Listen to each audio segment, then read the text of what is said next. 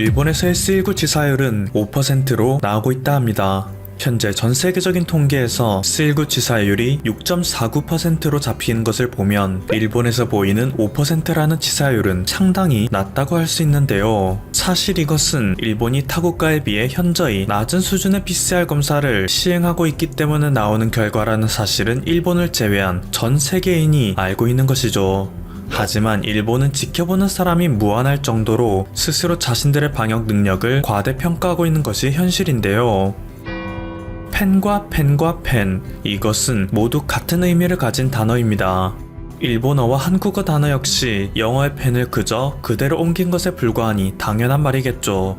발음에서 또한 모두 파열음인 P로 시작하기 때문에 거의 90% 이상 같은 단어라고 봐도 무방한데요. 일본인들은 진지하게 이 중에서 자신들의 펜이 C19 사태에서 가장 월등한 펜이라고 생각하고 있습니다.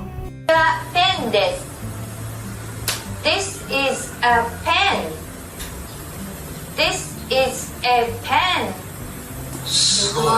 これはペンです. 지금 보여드린 영상은 일본의 방송사에서 이것은 펜입니다 라는 의미를 지닌 일본어 고레와 펜 데스 그리고 This is a pen을 말하며 앞에 휴지를 갖다 놓은 영상인데요. 일본어를 말할 때에는 휴지에 미동밖에 없는 반면 영어를 말할 때에는 휴지가 크게 움직이는 모습을 보여주며 일본어는 영어에 비해 비말을 확산시킬 위험이 적다 주장하고 있죠. 앞서 설명드린 것처럼 영어든 일본어든 전부 파열음으로 시작하기 때문에 발음에 큰 차이가 없음에도 불구하고 일본어를 말할 때는 약하게 말하고 영어를 말할 때는 의도적으로 강하게 발음하면서까지 자신들의 논리를 입증하려는 모습이 가관일 따름인데요. 이를 접한 영미권 네티즌들 역시 어이없다는 반응을 보이고 있습니다. 다음과 같이 일본 방송을 비꼬는 짤을 쏟아내는가 하면 한 네티즌은 오히려 영어는 약하게 말하고 일본어는 강력하게 말하여 일본의 방송을 대놓고 비꼬는 모습을 영상으로 찍기도 했죠. This is a pen.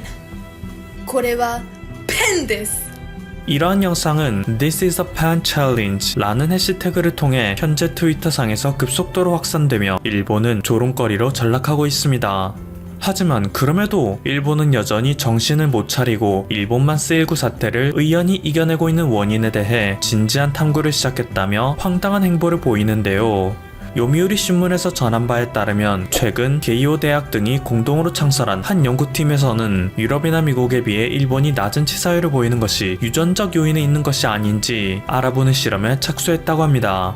C19를 이겨내는 데 있어 일본인이 타민족에 비해 월등한 유전자를 지녔을 거라는 믿음을 바탕으로 하는 것이죠.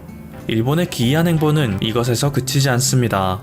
이제 일본은 안정적인 통제 상황을 보여주고 있기 때문에 그동안 강력하게 제한했던 외국인들의 일본 입국 역시 조금씩 완화하는 방안을 추진 중이라고 하는데요. 아무래도 올해 3월 밝혀진 통계에 따르면 일본은 전년 대비 관광객 수 마이너스 93%라는 초유의 성적을 받았기 때문이겠죠.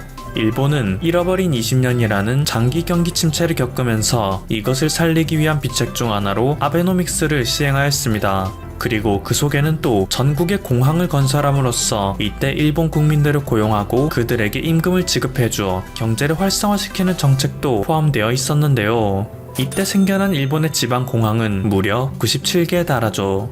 하지만 시간이 지난 후 막상 일본에 방문하는 해외 여행객들은 주로 도쿄, 나고야, 오사카 등 대도시를 위주로 방문하였기 때문에 기껏 만들어 놓은 지방 공항은 지방 정부의 재정만 축내는 세금 도둑으로 전락하고 말았는데요. 공교롭게도 비슷한 시기에 한국에서 저가 항공사가 생겨나며 해외여행 붐이 일어나자 위기에 닥쳤던 일본 지방 정부는 살아날 길이 생겼습니다. 대도시만 주로 여행하는 일반적인 외국인 여행객과는 다르게 한국인들은 일본의 지방 곳곳에 방문하며 일본 국민들의 생계를 책임져 주게 됐기 때문인데요. 실제로 일본의 각 지자체에서는 이러한 한국인 여행객들에게 파격적인 보조금을 지원하는 정책을 펼쳤고 이 때문에 한국발 일본행 여행 티켓은 더욱 저렴해져 한국인들이 일본에 방문하는 빈도는 더욱 높아졌습니다.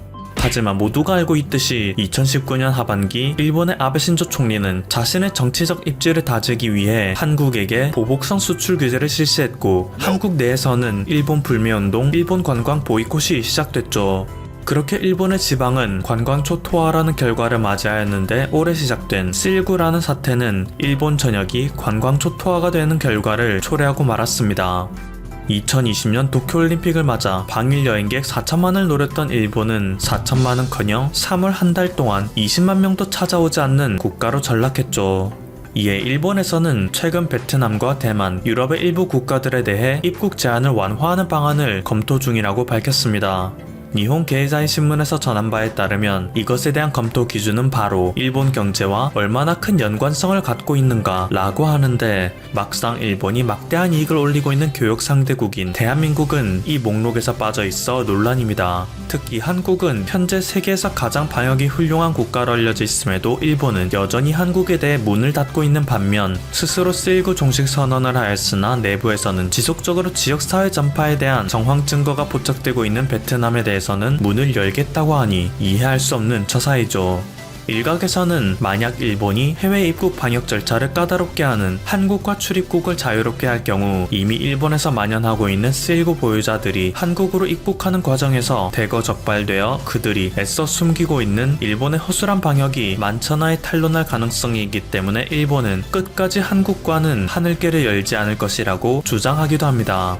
반면 베트남의 경우 사태 초기 한국에 대해서는 과도할 정도로 배척하는 정책을 펼쳤지만 일본에 대해서는 입국 금지 조치를 취하지도 않았고, 베트남 지역사회에 슈퍼 전파자 역할을 했던 인물이 일본인이었다는 사실이 밝혀진 이후에도 일본에게 외교적인 항의를 하기는커녕 오히려 한국이 모든 바이러스의 근원지라는 언론 플레이를 하는 등 베트남인들의 모든 시선과 분노를 한국에게 돌리는 행보를 보였기 때문에 일본은 베트남의 높은 충성도를 확인했다는 것이죠. 하지만 이러한 일본 정부의 노력과는 무색하게 오히려 세계 각지에서는 일본이 아닌 한국으로 여행 오고 싶어하는 목소리가 더 커지고 있는데요. 최근 트위터에서는 그동안 일본은 여행지로서 지나치게 고평가되었고 한국은 저평가되었기 때문에 앞으로 한국으로의 여행이 장려되어야 한다는 취지의 트윗이 올라오고 있습니다. 다음은 미국 블룸버그 통신에서 칼럼니스트로 활동 중인 노아 스미스가 한국의 사진 4장과 함께 올린 트윗인데요. 왜 한국이 일본보다 인기가 현저히 떨어지는 관광지일까? 한국의 도시는 화려하고 교통도 편리하고 음식도 저렴해, 쇼핑하기도 훌륭하고 오래된 전통 물품도 많지. 그리고 수많은 네티즌들도 이에 동조하며 한국이 여행하기 훌륭한 국가이며 일본의 시대는 이제 갔다고 말하고 있습니다. 아무래도 미국은 밀레니얼 세대 때 일본의 문화를 많이 접했기 때문이라고 생각해. 하지만 Z세대는 K-팝의 세계적 인기를 접했기에 이제 이런 추세는 완전히 역전될 거라고 생각해. 나는 일본과 한국 모두를 방문해봤지만 한국 쪽이 훨씬 즐거웠던 것 같아. 한국에서는 예산을 지나치게 낭비할 일도 없고 어디를 가더라도 편하게 쉴 수 있는 공간이 많기 때문에 큰 부담감 없이 선택할 수 있는 여행지야. 하지만 일본은 어딜 가도 비싼 곳을 열심히 피해 다니는 게 일이야. 일본 애니메이션을 접한 세대는 이제 휴식을 취할 때지만 K-팝, 한류 세대는 이제부터 시작인걸? 한글은 단 하루 만에 익힐 수 있다는 사실을 잊어서는 안 돼. 한글을 배운 후 한국을 탐험하면 훨씬 즐거워진다고 라며 이번 사태가 끝나면 일본은 관광지로서의 매력을 잃고 모두가 한국으로의 여행을 떠날 것이라 시사했죠. 이에 일본 정부에서는 울며 겨자 먹기로 자국민들만으로 지방 경제를 살리고자 하는 노력을 하기도 하는데요. 이른바 국내 여권이라는 정책을 도입하자는 얘기가 나오기 시작한 것입니다. 차츰 긴급사태 선언을 해제함에 따라 사람들의 이동 역시 증가하기 시작할 것이고, 그렇다면 그 사람이 타 지역에 이동할 때 스스로가 안전한 사람임을 입증할 수단이 필요할 것인데, 이때 국내 여권이 아주 큰 도움이 될 것이라는 주장입니다.